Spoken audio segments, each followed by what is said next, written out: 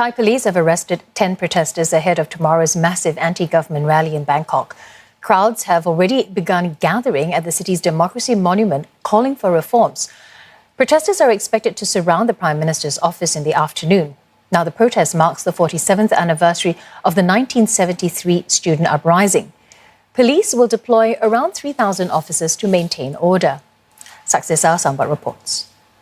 It is the fourth big anti-government rally in just as many months that Bangkok will see on this Wednesday, and with each one the stakes are getting higher. The core demands of the protesters, which are an alliance of different pro-democracy and student-led groups, remain the same. The resignation of the government of Thai Prime Minister Chan-ocha, a new constitution and new elections based on that. But the call for reforms to the monarchy still stands as well.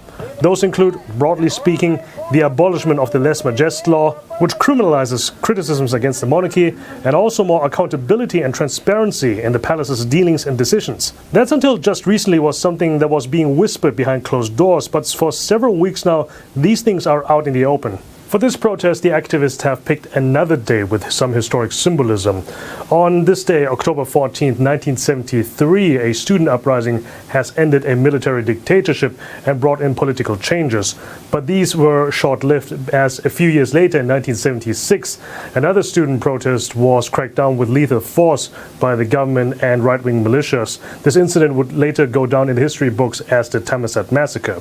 Now, there's some concern by some observers that history could repeat itself, especially since the demands for reform of the monarchy could cross a line for many ultra-conservatives. On the day of the protest, the king and his motorcade is scheduled to pass the protest site on the way to a religious function, which could lead to the first direct confrontation between the king and the protesters if security authorities do not keep both sides far apart from each other. The activists have also announced that they will march and camp out at nearby government house for the night. This indicates that we could be in for a more prolonged protest, which end remains uncertain.